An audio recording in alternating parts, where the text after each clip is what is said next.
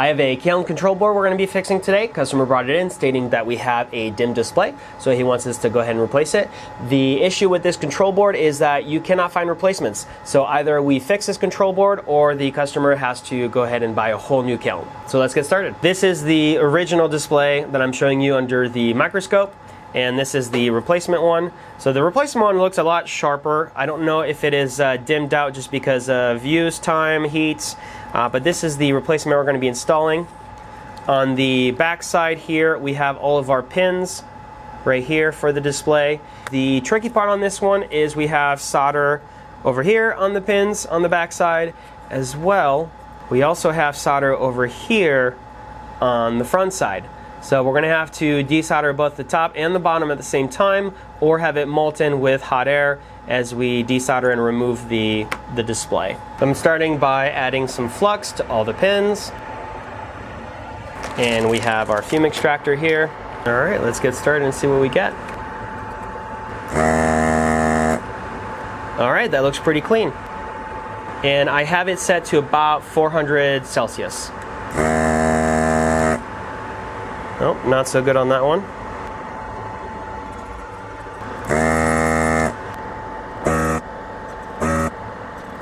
Alright, looks like the desolder gun is doing a pretty good job.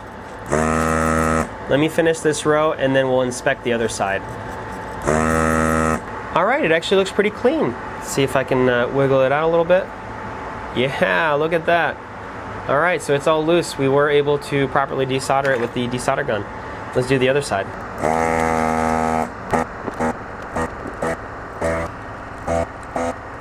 And we can wiggle it out. Now I could keep going with the desolder gun, but that would be too easy and not as fun, so we're going to try the hot air technique next and see what we get. Same as before, we're going to start with some flux. So I've always found it that doing a little higher on the heat for less time is typically less damaging to the circuit board and components than doing lower heat for a longer period of time. Okay, and it's getting loose. There we go. All right, just fell through. Now the only problem with this technique is I have solder in every single one of those holes, so now I'm going to have to manually desolder it with my iron and desolder wick.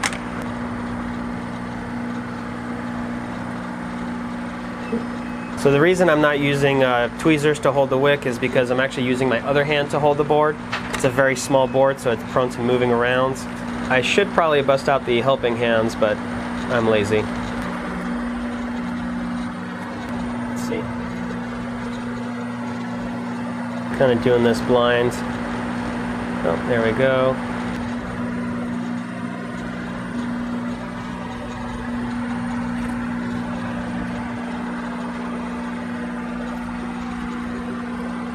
What I'm going to do is just add more solder, and we're going to try again.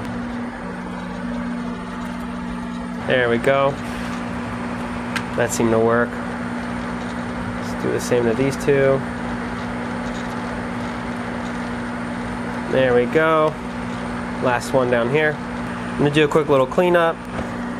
Use a Q-tip and isopropyl alcohol. Alright, and now to install our new pieces. Alright, and while I'm holding it down with my finger on the front side, I'm just going to tack down one of the pins here just to lock it in, and we'll do the bottom right as well. Oh, that's not a good job. That's better. Right, and let's put in our second one. That one, no bent pins, went in real smoothly. Double check orientation. Yep, little dots at the bottom closest to the buttons. Same thing, we'll go ahead and tack down one pin first, and then the other on the opposite side. And now we can just go down the line, soldering the rest in. This time around, I'm not adding more flux because there is actually flux inside of the solder that I use, so we don't need to add extra.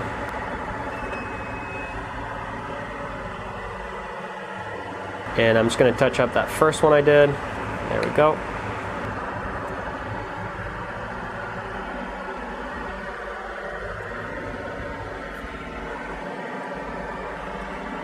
And now the bottom row.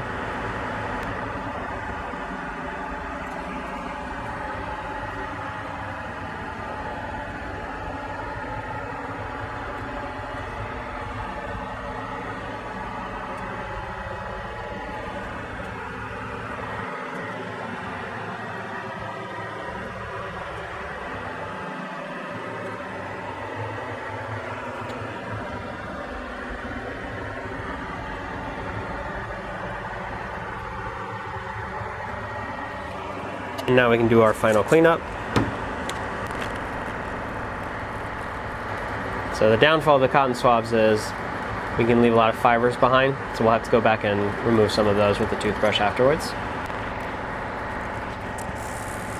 So that completes our kiln control board repair for the DIMM display. If you found the content helpful or useful, make sure to leave us a like and subscribe, and thank you for watching.